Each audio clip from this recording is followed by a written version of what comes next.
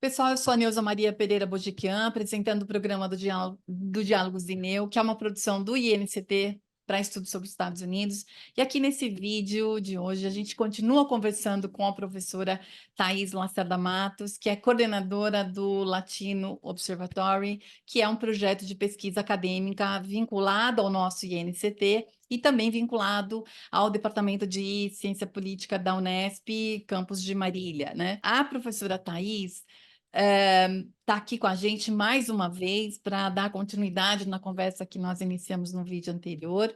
E aí eu já agradeço muito a ela essa vinda dela aqui, trazendo mais uma colaboração, porque ela já colabora aí muito, né, com o trabalho dela de coordenação e é editora, né, também do site, do projeto e o site Latino Observatory. Então, fica aqui meus agradecimentos, Thais, mais uma vez, por esses trabalhos todos em parceria aqui com o nosso instituto, né?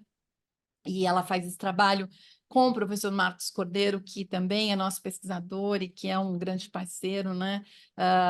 E ainda temos os nossos vários pesquisadores de iniciação científica que são bolsistas do projeto nosso e que vem desenvolvendo aí um trabalho sobre coordenação dupla aqui, da professora Thais e do professor Marcos, né?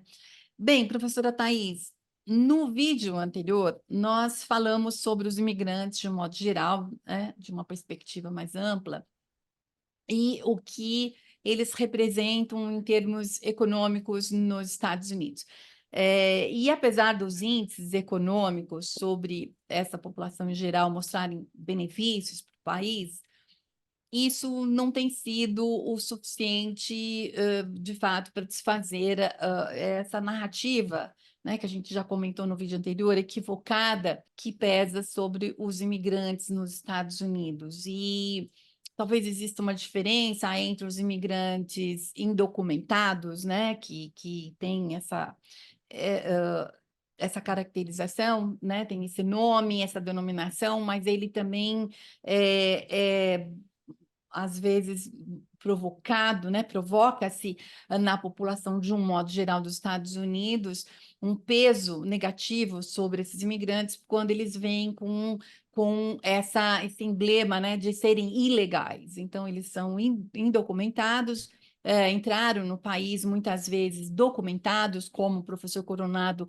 muito bem observou no vídeo que ele fez conosco. E então eles entram legalmente, eles não entram por fronteiras terrestres, eles entram muitas vezes por aeroportos e portos dos Estados Unidos, com visto, né, com autorização de entrada, e depois essa autorização acaba se expirando e eles não saem do país, enfim, aí acabam ficando. Então, eles são indocumentados para um lado político, né, para os democratas, mas para os republicanos eles são tidos como ilegais, né? Mas, enfim, então, apesar de toda essa contribuição econômica que você trouxe os números aqui para a gente, ajudou a gente a pensar sobre isso, a refletir sobre isso, né? Mas ainda assim pesa sobre eles, sobre essa população de imigrantes, uh, uma narrativa equivocada de que eles, na verdade, seriam um peso econômico e não um valor, né? E não agregariam valor, mas sim subtrairiam valores dos Estados Unidos, né? Então, é sobre essa narrativa equivocada que eu estou me referindo. Agora, a gente então falou de uma perspectiva mais geral, gostaria de centrar a discussão sobre a população de hispânicos nos Estados Unidos, que constitui uma parcela significativa e crescente da população total dos Estados Unidos. Então, os dados dos censos, né, dos Estados Unidos, o Census Bureau dos Estados Unidos, pelo menos de abril de 2023, né, os dados que eu tenho aqui, eles indicavam que os hispânicos ou os latinos, né, representavam cerca de 18% da população total dos Estados Unidos, né, tornando esse grupo o maior grupo étnico ou racial do país, né? E aí, só para alinhar aqui os conceitos, eu me refiro ao termo hispânico, depois você pode me ajudar nisso, no sentido abrangente, considerando, portanto, pessoas de diversas origens, incluindo aqueles que imigraram de país de língua espanhola na América Latina e os seus descendentes. Eu acho que vale a pena notar que a população hispânica dos Estados Unidos não é monolítica, né? Não é um bloco único. Então, inclui aí um grupo diversificado de indivíduos com origens culturais, econômicas e sociais muito variadas, né? Vindo de diferentes países, como o México, a gente discutiu bastante o México nos vídeos anteriores, com o professor Coronado, mas também vem de Porto Rico, que é território dos Estados Unidos, inclusive, né? Mas vem também de Cuba, de El Salvador, República Dominicana, Guatemala, Venezuela, né, e muitos outros países aí. E então, para seguir na discussão sobre o impacto econômico dos imigrantes nos Estados Unidos, eu começaria dizendo que os imigrantes hispânicos desempenham um papel crucial no mercado de trabalho dos Estados Unidos, especialmente em indústrias que historicamente enfrentaram escassez de mão de obra. Eles têm uma presença significativa nos setores de agricultura, construção, hotelaria, serviços e manufatura. E, historicamente, os imigrantes hispânicos nos Estados Unidos tiveram um impacto econômico profundo, já falamos isso no vídeo anterior, contribuindo, a gente falou de um modo geral, mas como essa população é a maior população aí dos grupos de imigrantes, então a contribuição deles também, né, é bastante relevante, obviamente, e contribuindo em vários setores e dimensões da economia. Dito isso, então, eu gostaria que você comentasse sobre justamente essa população de imigrantes e seu impacto em termos econômicos nos Estados Unidos. Muito obrigada pela sua presença mais uma vez. A palavra está com você, por favor, vá adiante. Muito obrigada, Neuza. É uma satisfação estar aqui conversando sobre esse assunto. E falando dessa população latina que migra, né? Então, muitas vezes a gente pode encontrar referência como latinos, né? Então, os latinos se referindo a essa população latino-americana que tem migrado cada vez mais, né? Esse aumento da imigração bastante significativa aos Estados Unidos. A gente também pode encontrar esse termo hispânico, né? O que a gente observa é que esse termo hispânico, muitas vezes, ele vai ter um recorte mais de classe social. Né? Grupos ou pessoas de imigrantes que migram de elites, né, dos seus países, costumam fazer essa diferenciação, se colocando enquanto hispânicos e não enquanto latinos. Tá? Mas a maioria das notícias, textos que a gente tem contato, né, para fazer as nossas pesquisas, a gente vai encontrar, quando produzido nos Estados Unidos, a gente vai encontrar bastante esse termo hispânico, né? Mas, de modo geral, eu falando aqui de latinos ou hispânicos, a gente vai tratar da mesma forma. Então, essa população latino-americana que migra, né, em diferentes, e hoje a gente tem a população mexicana, que é a maior parte desses imigrantes que estão nos Estados Unidos, mas a gente tem todos esses outros países, a gente tem 8 grupos hispânicos, né, que já ultrapassaram mais de 1 milhão de pessoas que estão nos Estados Unidos, né, lá trabalhando, ou que migraram, né. Então, a gente está falando de uma população que está dentro daquela discussão, né, que a gente colocou, daqueles dados, né, estão ocupando os postos de trabalho, é uma população ativa, cujos filhos também vão estar ocupando os postos de trabalho, enfim, né, e de uma maneira bastante diversificada. A gente tem hoje os imigrantes latinos emergindo, saiu uma pesquisa recente, que eles estão emergindo como os principais impulsionadores do empreendedorismo nos Estados Unidos, né? Principalmente nesses setores, setor de serviços e também na alimentação, né? Muitas das famílias, né, dessas pesquisas mostram que essas famílias, ao procurar, né, uma fonte de renda, eles acabam trazendo também junto. Não é uma questão de esse espírito empreendedor, né? A gente vê pela necessidade, mas também ao mesmo tempo esse aspecto cultural que eles vão carregar. Então, a gente vê bastante isso no setor de alimentação, né, que também adequa e traz para essa população que está nos Estados Unidos é, essa, esses serviços, né, que também é bem específica, é cultural, então a gente também tem essa questão. Tem pesquisas também que mostram hoje, recentemente, né, os latino-americanos, esses que migraram, eles hoje, mais da metade da população que adquiriu casas nos Estados Unidos também é a população migrante latino-americana, né? Apesar de que as barreiras são maiores, né, para esse tipo de população. A gente falou no outro vídeo, a gente falou de várias questões, como a questão do racismo, as questões também políticas, a gente também tem umas questões administrativas, e até mesmo para esses imigrantes que imigram de forma legal, né, que são aqueles documentados, até mesmo eles encontram muitas barreiras, né, não só para adquirir uma casa, por questão de juros, né, os juros para eles são sempre maiores, as questões também de financiamento, também é diferenciado para pior, né? Até mesmo para acesso a serviços, né? Serviços públicos ou outros serviços de uma maneira geral, né? É sempre muito mais complicado para essa população latino-americana, né? Então, a gente entra e não tem como falar dessa questão também sempre do racismo, né?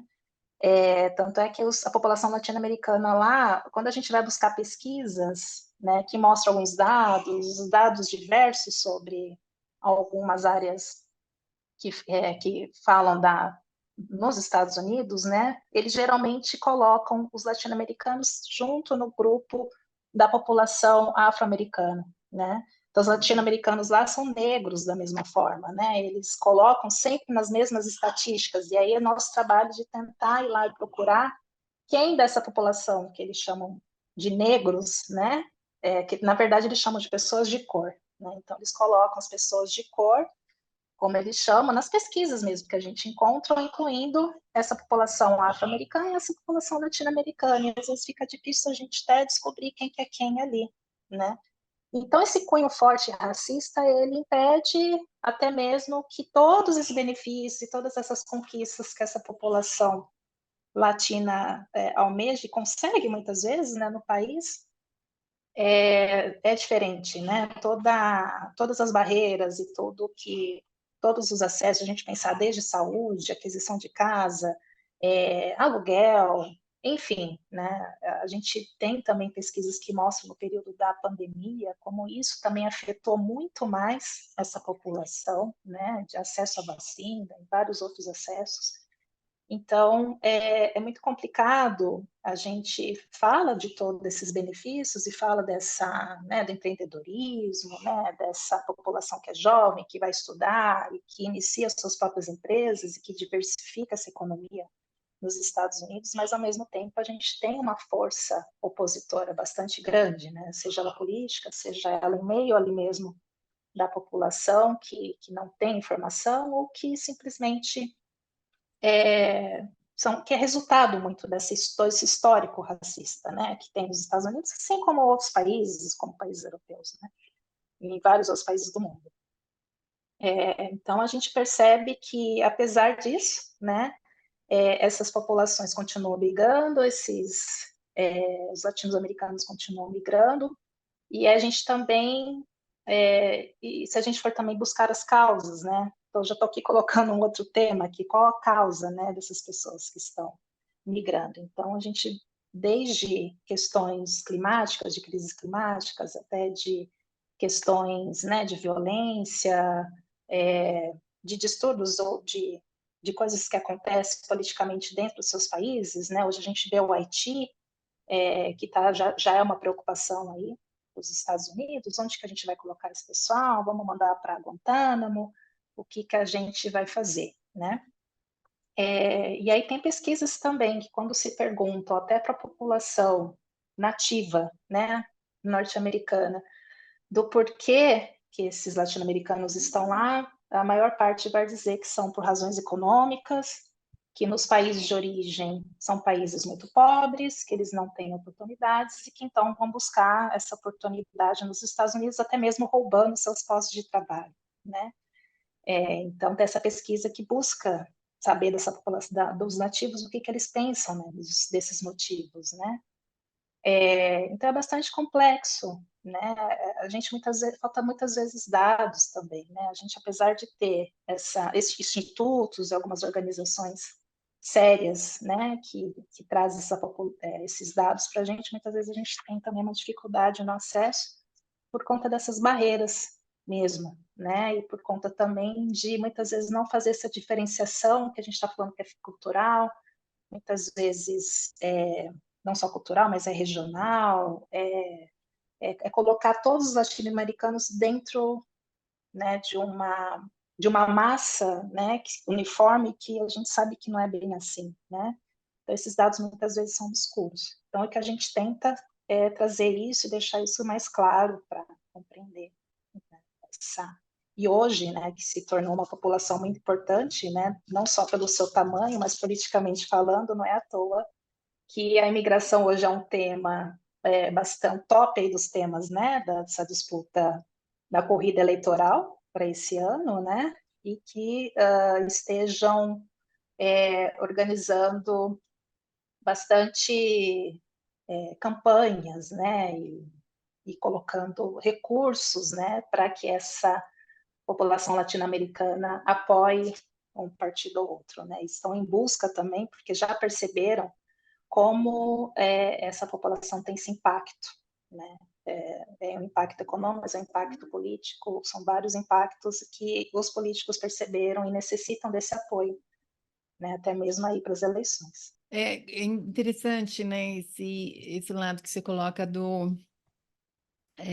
da importância desse número, né? Então, já que estão crescendo, eles são importantes, então, não só para a questão econômica, mas para a questão aí política, né? E vocês fazem um trabalho aí também de identificar não só, então, identificando quem é membro dessa população, então diferenciar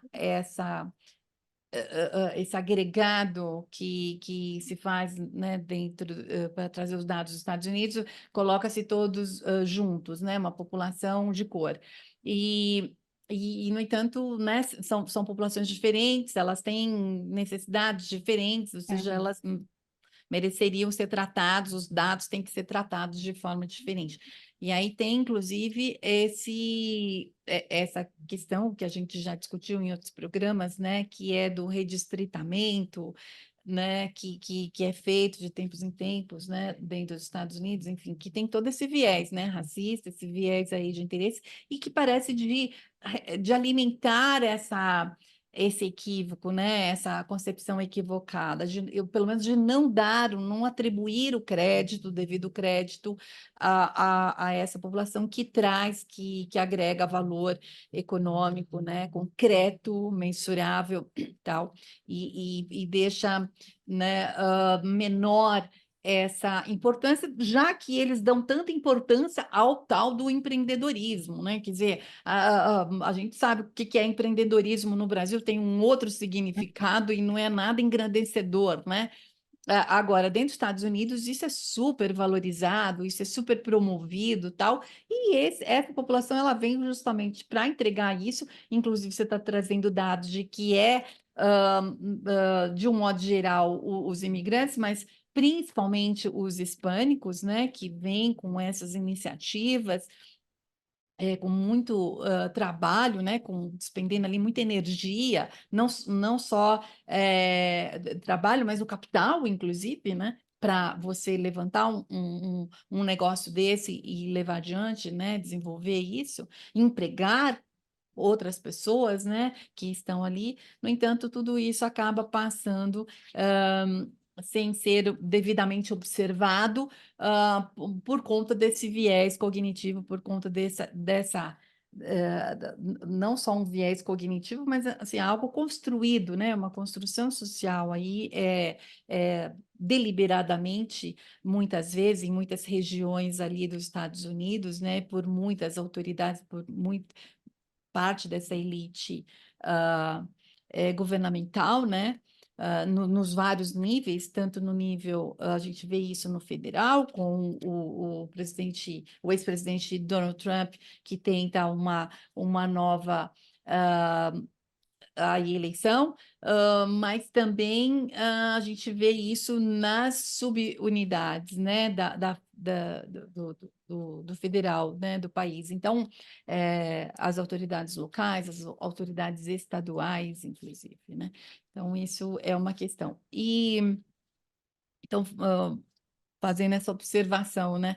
Mas, de fato, todos os elementos aqui que você acabou comentando com a gente são indiscutivelmente benéficos para a economia do país. Eu, inclusive, acrescentaria aqui que as diversas perspectivas e competências culturais, você menciona isso na sua fala, trazidas por essa população aumenta a capacidade dos Estados Unidos de se conectarem com os mercados globais, né? Isso foi muito discutido em conceitos aí da escola pluralista das relações internacionais, né? Eles davam muito valor, eles trouxeram muito esse conceito, né? Que é o tal do poder brando dos Estados Unidos, né? E aí essa população justamente traria isso, né? Contribuiria para essa esfera também, né? Então, aumentaria a capacidade dos Estados Unidos de se conectar com os mercados globais, especificamente na América Latina, né? Facilitando aí oportunidades de comércio e investimento. Então, para a gente voltar para a questão que interessa, né?